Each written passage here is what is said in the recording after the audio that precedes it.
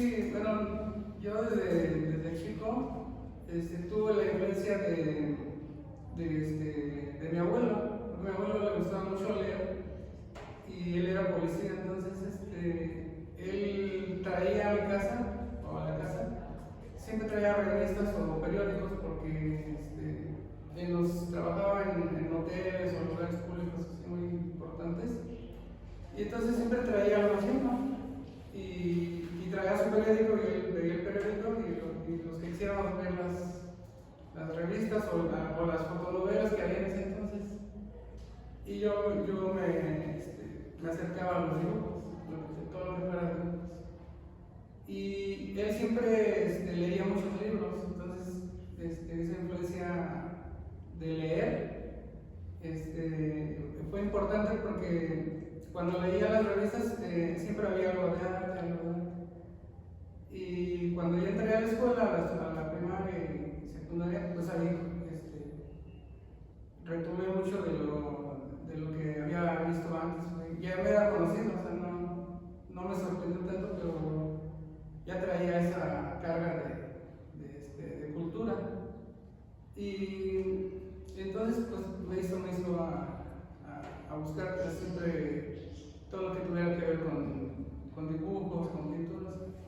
Y después, pues ya yo por mi cuenta empecé a pintar, pero como no tenía maestro, copiaba de los calendarios que traía mi abuelo y había veces que tuve una experiencia que no me quedaba, una pintura ecuestre de Napoleón, no sé si la había visto, que está con su caballo blanco. Y entonces yo le ponía y entonces llegó a desgastarse el papel y entonces me sentí muy defraudado porque ya no podía pintar ahí y lo volví a repetir otra vez.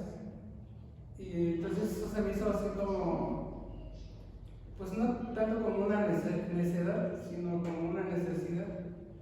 O sea, era yo necio, pero después iba entendiendo cómo eran los procesos. Y ya me metí a un taller de dibujo y pintura, porque necesitaba un maestro, un guía, porque haciéndolo así, pues sí tenía la habilidad, pero había trucos que no me salían, obviamente. Y entonces, ya cuando entré al taller de dibujos y de pintura y de dibujo y pintura, pues ahí ya aprendí más porque dije, pues se hace así, ¿no? Ya tu cerebro ya cambia. Y de ahí en adelante, pues sí, trabajando con lo que aprendía, con lo que me enseñaban en el lugar. Y siempre quería aprender, allá, por ejemplo, serigrafía o que había fotografía. Entonces los maestros me decían, no, pero es que tú quieres ir muy a prisa, no es, a menos de que tengas un cerebro muy apropiado o muy bueno para aprender todo eso. Entonces, siempre he tenido esa inquietud de aprender todo. O sea, no me quedo así sí, que me lo enseñen así rápido y yo lo investigo. Ahora es más fácil, porque antes no se podía investigar como ahora que Google y ya encuentras todo, ¿no? Y bueno, eso yo creo que fue algo de lo que me hizo decidirme por la pintura, prácticamente. Bueno, sabemos que cada artista y cada persona tiene su esencia. Nos llama la atención que sus obras son muy detalladas. Llaman mucho la atención, incluso si son viejos, y se ven muy bonitas. No sé si nos pudiera explicar un poquito más, por ejemplo, de esta. De esta. Bueno, esta ya aquí ya tenía más experiencia porque cuando entré con el grupo de Nesartenen, que era un grupo muralista, yo ya había hecho obras así propias, pero ellos, por ejemplo, Alfredo Arcos entró a la Esmeralda, en la escuela de pintura, y los demás compañeros también habían salido de esa escuela, entonces traían una experiencia muy importante. Cuando yo me reúno con ellos en el colectivo, absorbía todo lo que ellos realizaban, lo que el mural que hiciéramos, lo que estuviéramos pintando, pero yo siempre le preguntaba. Y el maestro Alfredo Eduardo fue el que más me impresionó, porque yo a veces yo dejaba como 3/4 del trabajo. Y me dice, no, ya termínalo, porque eso no es obra, es desperdicio de eso, porque él es muy fuerte en sus comentarios, pero te lo dice de buena forma para que lo hagas bien. Y entonces, los dos compañeros pues sí eran muy metódicos, de que si dejas así y así queda. Entonces así fui aprendiendo con él. Y cuando pintamos en el mural del Palacio Municipal, ustedes conocen la plaza, ¿no? ¿Cómo es? Se pintó todas las partes internas haciendo un mural, y ahí todavía hasta donde decía aléjate porque el mural se ve desde más lejos, entonces la proporción es así y tú tienes que estar así. Y me corregí enfrente de todos, y entonces yo a veces sentí así como la presión o enojada, pero esa era la forma en que el maestro me guiaba. Y todo eso pues ya lo fui asimilando, porque ya cuando se veía el trabajo final, pues ya decía, sí tenía razón. Y analizaba y luego mejoraba en el mundo, y decía, sí.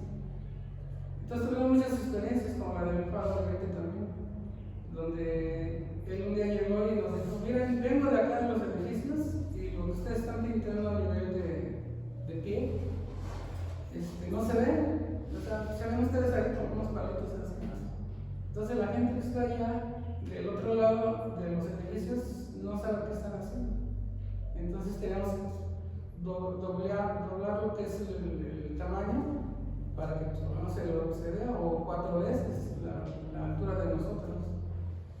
Y entonces ya pudimos desarrollarlo ya cuando hicimos las primeras pruebas, y quedó muy bien, o sea, quedó la proporción que desde cualquier punto de vista se pudiera ver y se identificara lo que era. Pues toda esa enseñanza en el Palo de Oriente también fue importante, porque pudimos enlazar a la gente, y eso es algo de lo más importante, como sucedió aquí, porque al principio cuando llegamos había borrachitos de señores que están ahí siempre tirados, había mucha suciedad, había mucha basura, y cuando pusimos el primer para el primer andamio, se recorrieron, y también encontramos gente que vendía droga, y nos decíamos que nosotros no les hacemos nada mientras no nos provoque, que nos moleste, pero una forma de limpiar fue eso, el mural, precisamente cuando ya vieron el color, no era compatible a su pensamiento o a su forma de vida. Entonces esa importancia del arte es muy valiosa, y eso fue algo de que recordé después cuando ya estábamos pintando, y hacía como una comparación de lo que yo había hecho antes con lo que estaba haciendo, y siempre agradecer a mis compañeros lo que me enseñaron, sí fue muy importante. Hablando un poquito de eso, de lo del muralismo, algunos artistas nos han comentado que es muy complicado. ¿Nos podría contar cómo fue que usted fue iniciando un poco más con eso del muralismo? Sí resulta complicado, porque si te vas a lo propio de las medidas, de las características principales del muralismo, pues necesitas estudiar mucho antes para hacer un mural así. Y si te aprendes todas esas reglas, pues sí puedes. Pero cuando vas a empezar un mural, pues tienes que hacer mucha investigación, ¿no? Desde el principio, pues vas a elegir un tema, y pues te vas a tener que ir a la biblioteca. Bueno, en mi caso me iba a la biblioteca y buscaba murales de esto, pinturas, y ya encontraba, pero le sacaba fotocopia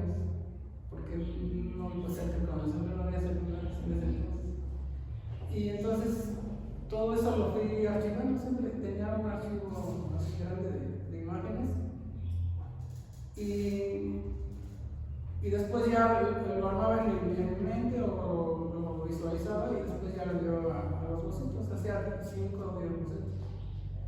Y había variaciones de cualquier forma de solución. Entonces, ya cuando lo realizaba, ya cuando te enfrentas al muro, entonces ahí es otra cosa muy diferente porque estás arriba del muro y no estás mirando desde allá. O sea, ahí son muchos retos, muchas proporciones. Tienes que ver, por ejemplo, que la gente de a pie sí lo puede observar, aunque sea así, porque pasan así, ya se les queda solo. Y los que se detienen lo guardan más. Así se les ve. Entonces, eso lo entendí. Y una vez yo me quedé así observando. Y veía cómo la gente lo veía. Y luego hasta me hacían así, me saludaban. Pero yo los observaba a ellos, porque al final, el mural, el que lo justifica es la persona, los de a pie.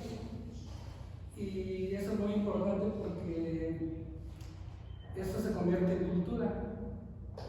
Cuando una persona lo retiene muchas veces o lo ve muchas veces,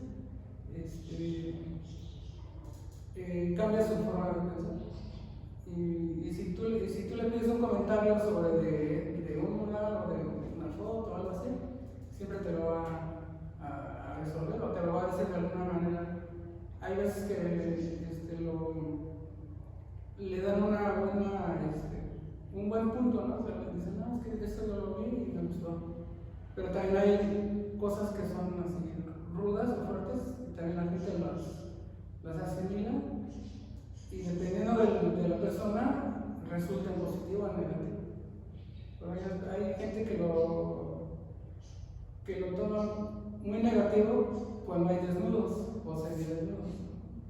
Pero si repasamos la historia de la pintura, pues hay pinturas de Leonardo da Vinci o de muchos artistas así, son desnudos, ¿no?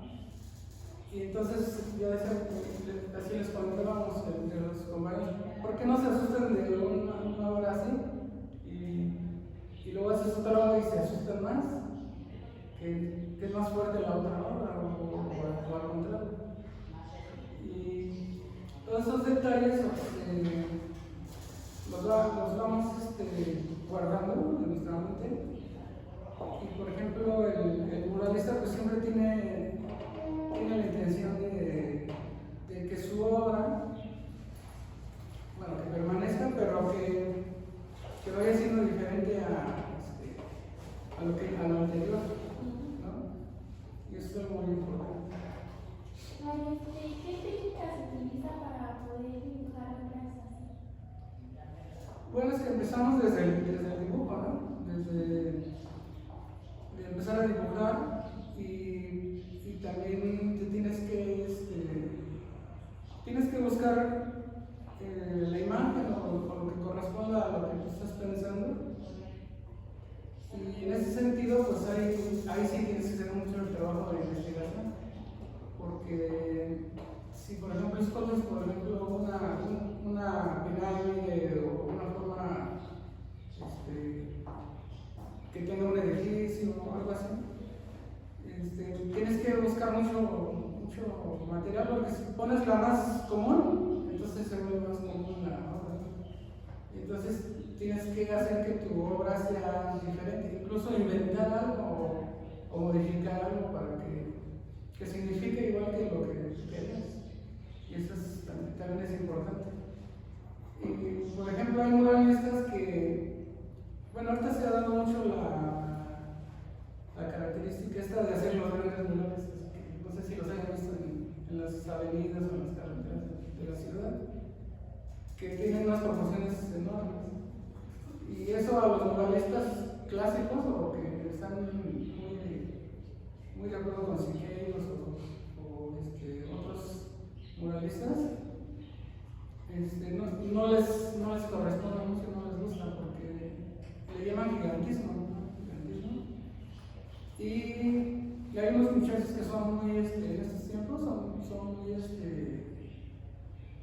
muy exactos en su trabajo. O sea, te sacan una cara igualita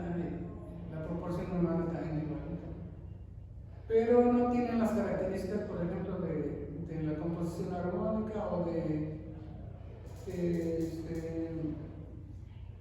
las líneas unas líneas que te hacen que la persona, por ejemplo, aquí, aunque sea una persona chica o una persona mediana, y la conviertas a grande, entonces, cuando tus ojos miran las figuras, hacemos esto así como de parpadear y si estamos muy lejos, como que cierra los ojos.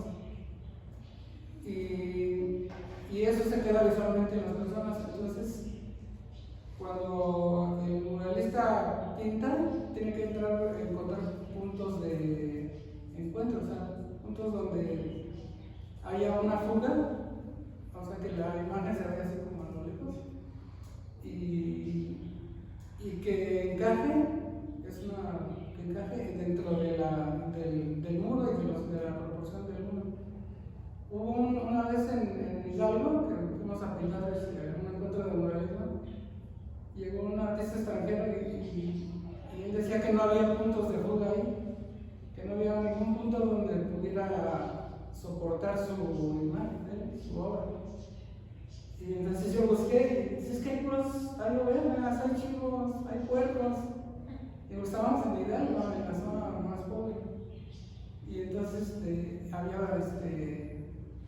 había árboles y cañas y todas esas cosas.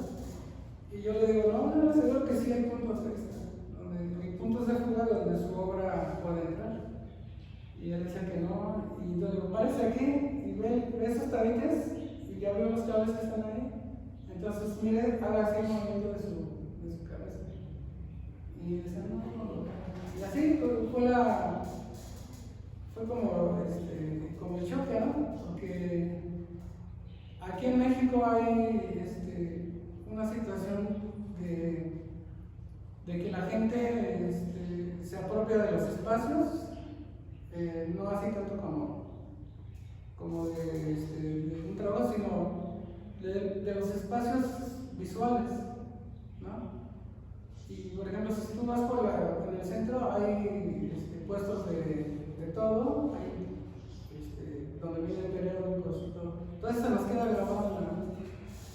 Y entonces cuando hacemos un boceto, eso lo buscamos en nuestra mente, y si lo hemos registrado como aquí en este folder, te ayuda a conseguir que tu mural sea especial.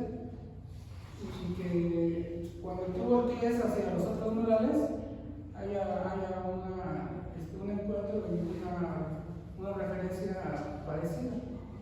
Y eso es muy importante. Y más o menos como cuánto se tarda en crear, por ejemplo, en esta hora la estaba observando y incluso tiene como que rostros escondidos. ¿Cuál es? Es que según como, el tamaño, ¿no? También. Pero cuando pienso en una obra, siempre trato de tener los recursos, por ejemplo, imágenes, que principalmente son imágenes, en donde puedan cambiar, porque a veces empiezo a hacer lo mismo la primera. O sea, primero el boceto si es una mujer o un hombre, hago la figura o la posición. Pero al principio hacía todo muy, ¿cómo podría decirlo? O sea, como repetitivo, y nada más cambiaba un pie o un brazo. Pero con las cajas, que le llamamos cajas, pude hacer un juego, ¿no? De moverla así, y ahí consigues que tenga movimiento la figura que tú haces. Entonces, todo eso consigue que el espectador, cuando ya la ve, haga cuenta que le estás transmitiendo lo que habías pensado al hacer la obra. Ese es precisamente. ¿Tiene algunas obras que nos puedan mostrar? Bueno, aquí traigo de los Sí, tengo aquí unas tablas. ¿Quieres ver o...? Sí, para que lo para, no sé si nos pudiera ir como que explicando. Ajá, a ver. Aquí tengo obras de, por ejemplo, esta es la del Tecnológico de Chimalhuacán. Esa no está el Tecnológico de Chimalhuacán. Esta obra está en el lobby donde está el primer piso. Y esta habla de tecnología, la pinté junto con Julio Huertas. Y bueno, yo trabajé en una fábrica donde se hacían los tapones que usan para los tambores de petróleo. Son unos tambores muy grandes. Y yo trabajé ahí muchos años, pero yo siempre quise sobresalir. O sea, no quería, pues ya era obrero, ¿no? En ese momento. Pero yo quería sobresalir. Por una parte, para ganar más, pero después también me entró mucho la inquietud de aprender, porque estaba cerca de otros lugares donde hacen una cosa diferente. Entonces, cuando estaba trabajando ahí, empecé a ver que se acababan las piezas o que había algo que me afectaba, y entonces tenía que ir yo y le golpeaba o le ponía algo para que pudiera circular. Y al final aprendí a soldar, pues, cuando ya terminaba mis horas de trabajo, pedí permiso para aprender a soldar. Y ya me dijeron que sí, pero que no había jugado nada más que aprender, que iba a usar el equipo de él. Entonces aprendí a soldar, y después todos los pedacitos que sobraban ya cuando terminaron de hacer algo, yo los iba y los echaba en un carrito, y cuando terminaba mi turno me ponía a soldar, hacía composiciones de diferentes cosas, y ya después esas composiciones las dibujaba en mis cuadernos. Y un día me sorprendió mi jefe porque cuando yo lo guardaba, porque como estaba mal de trabajo, y ella me sorprendió y me dijo, pues, ¿eso qué es? No, son dibujos que hago mientras descanso y eso. Y después ya se dio cuenta de que pues yo hacía las obras ahí.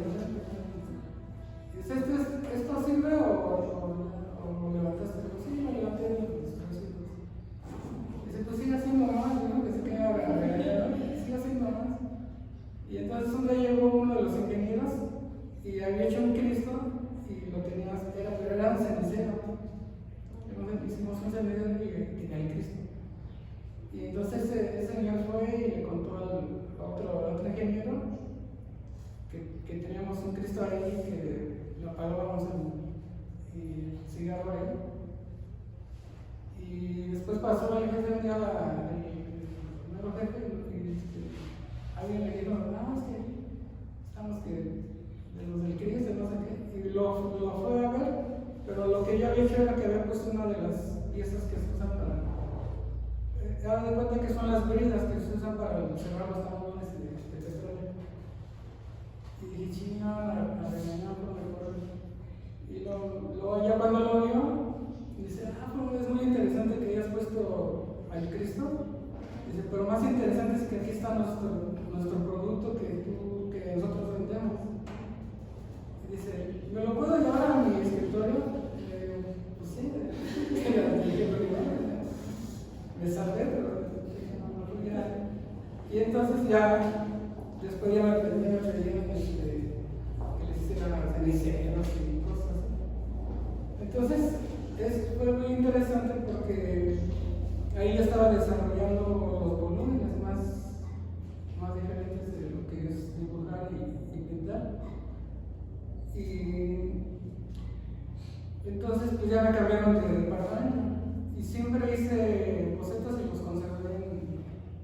conservé muchos, todavía tengo por ahí algunos, pero luego cuando los veo es como un recuerdo, ¿no?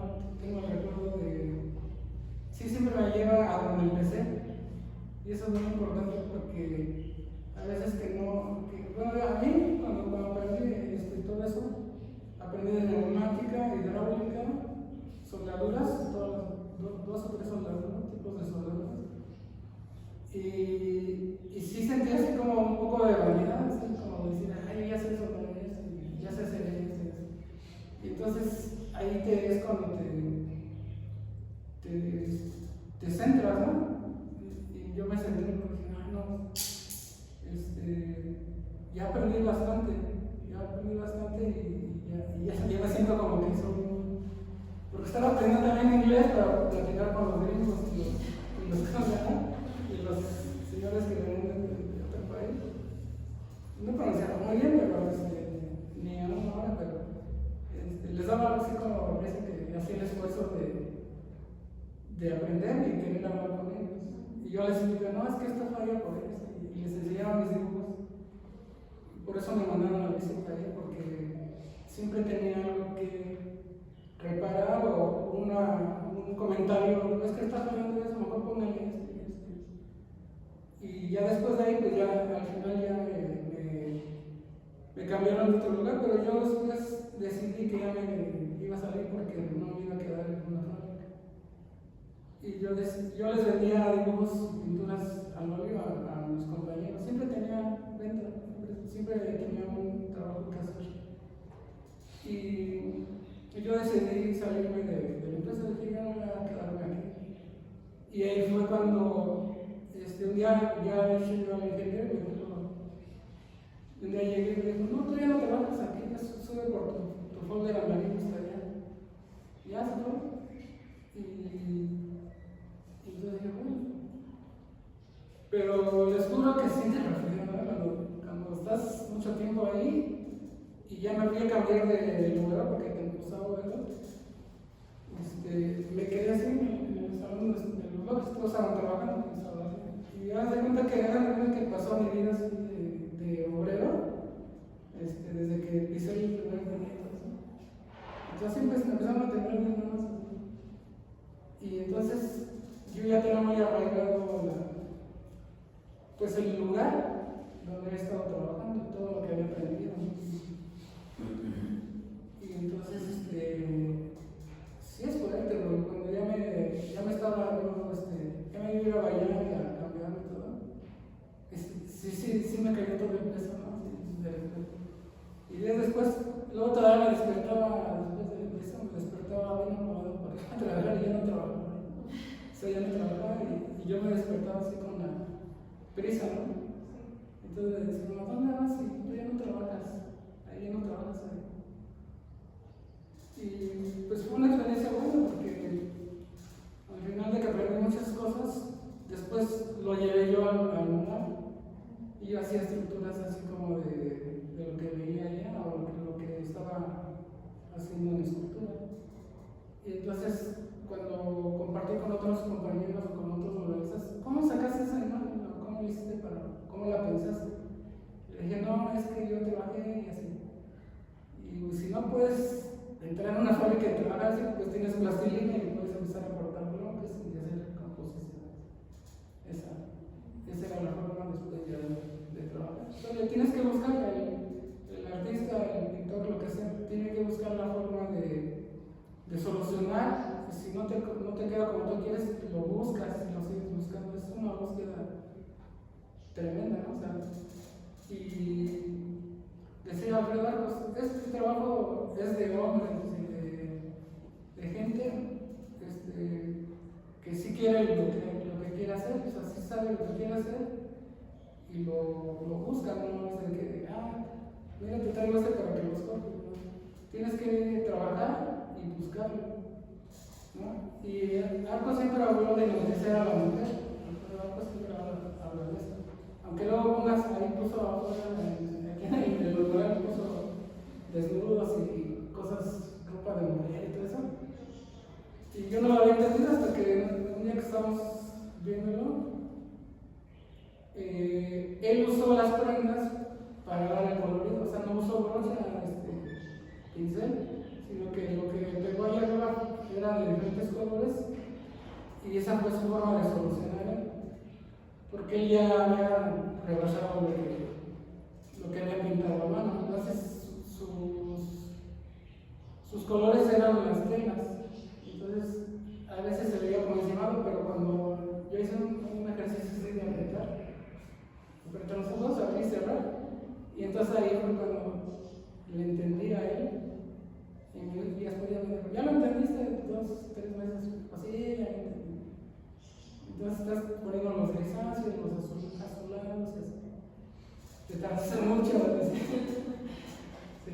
Entonces, no sé si nos puede seguir mostrando más de su trabajo. Ajá. Sí, para que puedan ver. Sí, este es el DESHI. Este es el boceto del último que planeamos hacer aquí. Esperemos que sí se pueda realizar. Sí, gracias. ¿Nos lo puedes mostrar también? ¿Ahora? No, sí. Gracias.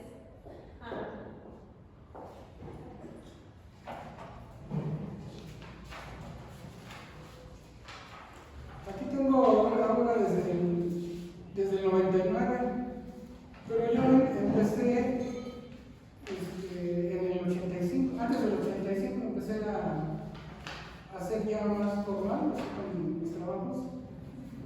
Y hubo una vez que hice un experimento con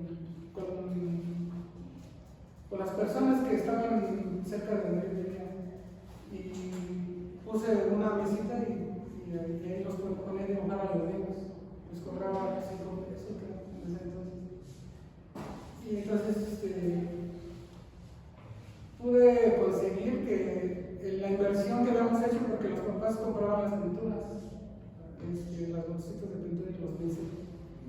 Y entonces conseguimos con donaciones de otras personas que nos traían pinceles o pinturas, que creciera el proyecto. Y entonces reuní, por ejemplo, al señor de la carnicería, había una psicóloga, había un dentista y otras personas que no me acuerdo bien que trabajaban, para que cooperáramos, hiciéramos la inversión de todos los materiales y que se fuera multiplicando el trabajo. Y entonces conseguimos que eso se duplicara. La primera se duplicó 6 veces, es decir, una carpa, las sillas y las mesas. O sea, se duplicó porque ganamos el dinero para que siguiera habiendo más niños, ¿no?, trabajando.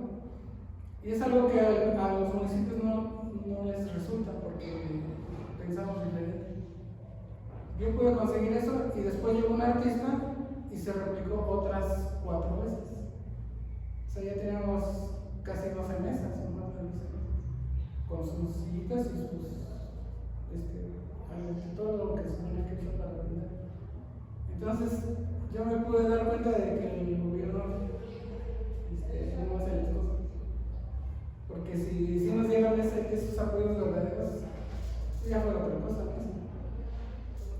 Eso después lo pude también constatar, por ejemplo, cuando fue la pandemia. Cuando estaba la pandemia, todavía estaba, nos pidieron una entrevista a muchos artistas qué opinaban de la pandemia. Y entonces, cuando me tocó en mi turno, yo les dije que no estaríamos tan mal si no hubieran hecho el trabajo de cultura y de arte y todo eso.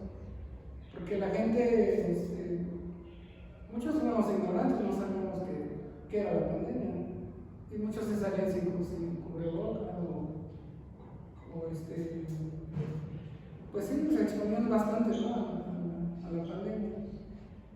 Y muchas personas murieron por eso, por ignorancia. Entonces, hubiéramos estado más culturizados, hubiera sido diferente. Muchos se fueron a sus pueblos porque creían que si se iban de aquí, se iban a salvar.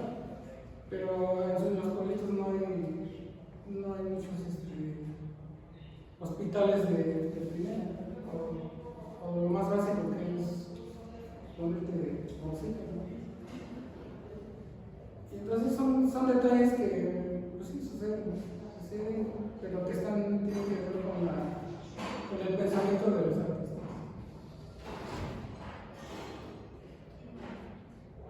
¿Aproximadamente cuánto se tarda en hacer un mural? Bueno, pues dependiendo del mural, la fachada, por ejemplo, esta nos costó como 5 meses o 6 meses de estar ahí. A veces no estaba yo y otros alumnos. Yo invité a muchos alumnos de la escuela de Bellas Artes de aquí de ESA para que, pues sí, se iniciaran en lo que es la práctica del mural, porque en la escuela no les estaba dando la materia de muralismo. Entonces yo me los traía a los murales a donde yo estaba pintando. Y esa era una forma pues sí, de integrarlos, y a mí se me hacía como que entre más muralistas hubiera, bajaba más la marca de violencia. Porque también había algunos que se iban de pintar muy seguido, ¿no? Les pasaba algo. Todos esos detalles. Por eso el taller de mural comunitario resultó muy importante, porque sí ayuda, yo lo puedo constatar, sí ayuda a que los jóvenes bajen los niveles de violencia. Estuve trabajando en un proyecto en la Ciudad de México, cerca del Cisla, por ahí, por esa zona, y estaba muy peligroso, había algo. Y entonces ahí trabajamos, pero a la vista del cuidado de los que venían a la zona ahí. Y luego los niños que estaban ahí tomando los talleres, yo los veía como que siempre estaban así y se pegaban y así. Entonces estuve observando y ya me di cuenta que sí tenían la misma carga de violencia o de enojo que los padres, ¿no? Y logramos reducir los caminos de sus puños cerrados a tener el puño cerrado, pero con un pincel, ¿no? Y a sonreír, porque sí sonreían, pero no se carcajeaban. Todas las cosas que, por ejemplo, teatro, muralismo, todas las acciones que hacen que tu cerebro entre en acción son positivas, te ayudan bastante. También estuve con el taller de mural comunitario, estuve en Iztapalapa, y esa fue una de las zonas más difíciles, porque los muchachos y las muchachas estaban con un estrés muy alto, un nivel de violencia también muy fuerte, muy marcado. Y entonces yo cuando llegué me dijo uno de los muchachos, ¿es usted el maestro nuevo? Le digo, sí, soy ¿cómo es nuevo? Pues es nuevo, sí. ¿Y por qué? Es que el otro maestro ya no está, se lo corrió el chiquilín. Y yo me quedé, ¿cómo que lo corrió el chiquilín? Dice, sí, lo hizo llorar y ya no va a venir. Bueno, pues yo me lo voy a dar en la clase de taller de mural. Sí, pero lo van a sacar, lo va a sacar él. Y entonces estuve esperando al famoso chiquilín. Y entonces llegó y pusieron un bote así, grandote y gordo. Y más eso. Y dijo, no, este es mi grupo. Yo aquí soy el que manda y el que manda todo. Y digo, no, está bien. Pero pues yo soy el maestro, yo traigo un papel donde dice que soy el maestro, ¿tú tienes un papel? Y dice, no, pero yo le dije que yo soy aquí el que mueve todo. Entonces, como pude hacer que los alumnos entraran, y el cuate les estaba haciendo señas, y los pude meter en la dinámica de mujer. Entonces yo les dije, no se dejen influenciar por él y tengan miedo, porque aquí es una escuela, entonces no les puede hacer nada. A lo mejor afuera sí, pero vamos a hacer mientras trabajemos. Y pude conseguir que trabajaran ya normal, aquí en la ciudad. Y el muchacho sí me retó y me dijo que, pues no, que como me mandaban no iban a seguir al estudio.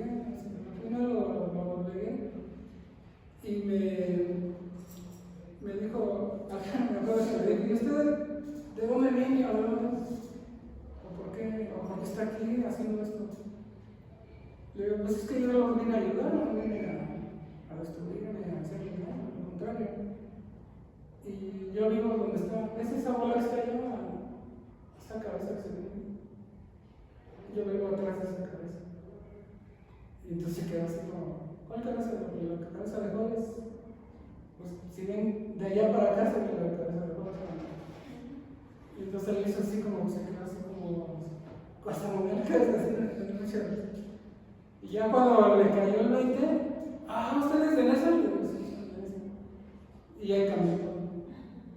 Sí, igual es como que la forma en la que usted se acerca a ellos, como tampoco están atacando los agresivos, sino bien normal, usted los incluye. Exactamente, eso se trataba de inclusión. Lo mismo pasó en Chimalhuacán, que la maestra, que la directora, yo llegué, tenías que traer tu papel de que ibas a participar pintando, ibas a hacer murales. Y entonces me lo firmó, y ya cuando terminó la entrada, te tienen que firmar después la salida. Entonces, cuando ya le dijeron, para los materiales, ¿de dónde están? Y todo eso para que los movidos. ¿De qué es? Digo, de murales. No, es que el graffiti del mural no sirve para nada. Le digo, pero es que mi taller es especial. Pues, no, es que no. Y no me dejó hacer la tarea, o sea, el mural. Y entonces, digo, bueno. Yo aquí me quedo sentado, no me puedo salir de la escuela porque si me salgo, no me van a pagar y me van a estacionar. No, pues es lo que quiero. Entonces estuve observando, y luego pasaron los niños corriendo y estaba la maestra, la directora, y le pegan los niños y les dice la directora, ¡ay, chamacos, hijos de tú, así! Y así me quedé como, bueno. A lo mejor así y pasó después la charla de la psicóloga y le hicieron lo mismo. Y a mí me hicieron lo mismo después cuando me empujaron. Y entonces yo, como estuve haciendo observación, dije, yo ver por qué. Y entonces me separé y me coloqué en diferentes puntos y ahí hice mi diagnóstico, ¿no? Ya sé lo que tengo que hacer, y entonces hice mi cronograma y ya cuando me dejaron ya trabajar, a los niños lo que les hice es bajarle los niveles de violencia, porque había niños que tenían violencia en su casa, en su calle, en la escuela y no sé dónde más. Y siempre tenían unos niñitos de allá. Y dije, están iguales. Y entonces yo lo que hice así para que solucionáramos eso, les di así un botecito con pintura diluida. Digo, este es el mural que vamos a hacer y todo lo vamos a rellenar. Y dice, no, yo no pinto. Digo, no, vamos a pintar.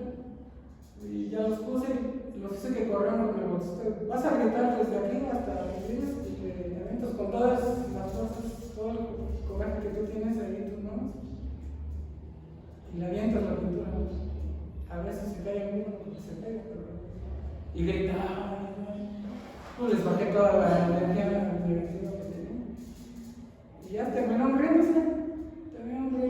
Y lo que también no se han dado cuenta que los puse a fondear el mundo. Y entonces me tuve que aprender los nombres de todos los niños. Y ya estaba yo sentado así desde aquí. Ahora tú, pues eso, tú. Y cuando empezaron a pintar, decían, no, voy a pintar la M, no sé qué, me caía en casa. Y bueno, violencia, no sé cómo se siente. Entonces pude comprobar que sí se pueden hacer los cambios en el pensamiento de los cambios negativos en los niños, ¿no?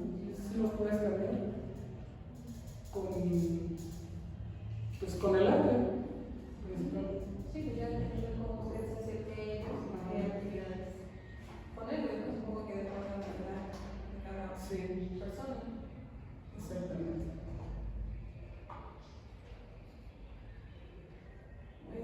No sé si nos pudiera mostrar un poco más de las. Bueno, aquí tengo. Este es currículum, pero aquí más imágenes, estas son las imágenes de nosotros.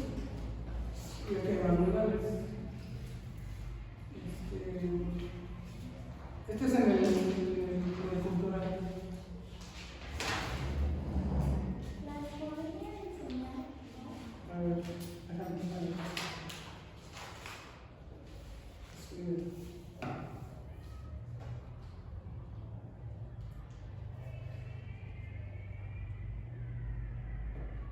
¿No nos pueden poner esta parte?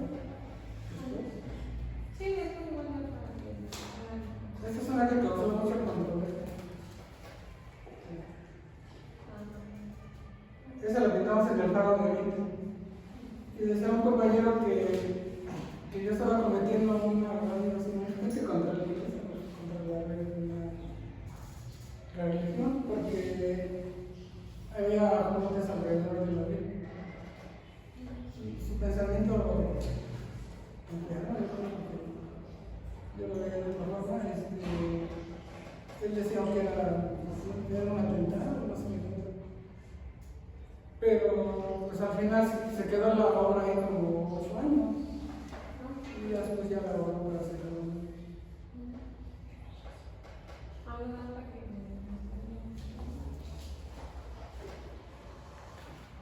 ¿Qué tipo? Ese es lo de esa lo que les conté.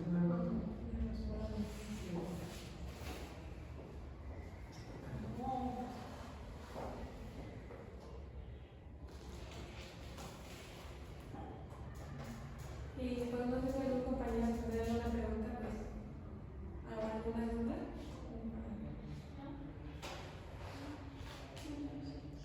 ¿Alguna de sus pinturas está expuesta en algún lugar? ¿De mis pinturas? Pues es que solamente lo de los murales son las que se han quedado en los tecnológicos o los centros culturales en los que organicé muchas exposiciones colectivas, multidisciplinarias. Ahí aparte de que hacía el mural, después estuve organizando todas las exposiciones de diferentes tipos de contenidos.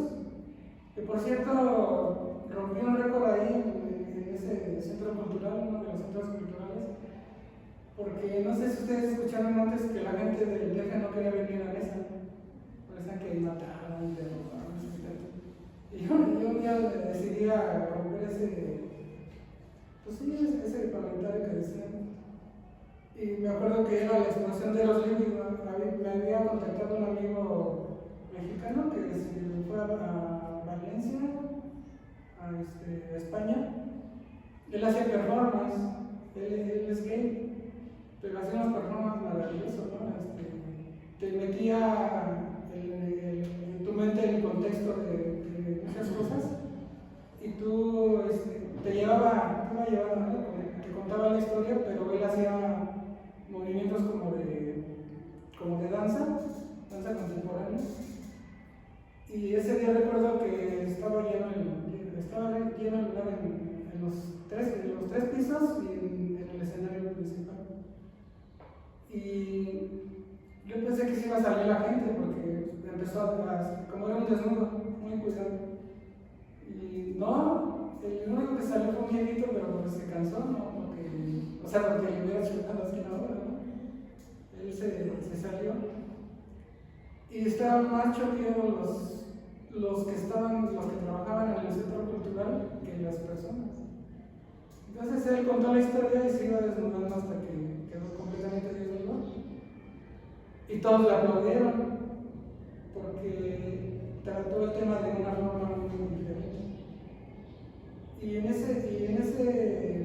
esa etapa, yo cuando hice la invitación para la exposición, me salió en Facebook, ahí me salió, invierte 70 pesos y te van a llegar muchos amigos a tu evento, no sé qué. Yo no sé qué hacer, yo voy a poner 20 pesos. Dice, ya todo esto y te pone hasta la carita de las personas. Ya les gustó tu contenido y no sé qué. Al final pagué como 180 pesos. Y ese día se llenó el lugar. Aparte de que había muchos artistas, se llenó el lugar y rompimos un récord o pues algo que se decía que en esa robaban y que no fueras a mesa porque puros naranjos y cosas así. Y llegó gente que era del DF y como yo era Tuvo que rentar el estacionamiento hay un negocio no me acuerdo si era de pizzas o de qué era, y entonces lo renté para que ahí dejaran estar los que venían al evento. Y cuando estaba en la tarde, cuando iba a empezar el evento, llegó el viejito que cuida y me dice: oiga, hay unos 4 o 5 muchachos ahí en el calor, están ahí parados haciendo fila. Haciendo fila, dice: sí, pero van a hacer otra cosa. Dice: pues no se dicen que vienen aquí. Y yo me quedé así pensando, ya fui. Y sí estaban haciendo fila. En esa nunca habíamos hecho fila para una exposición. En el DF se estila mucho eso de hacer fila para entrar a un evento. Bueno, rompimos el récord de que cuando antes de que se abrieron las puertas ya estaba la fila. Llegó gente de otros países que estaban viviendo aquí en México y que vieron también el anuncio.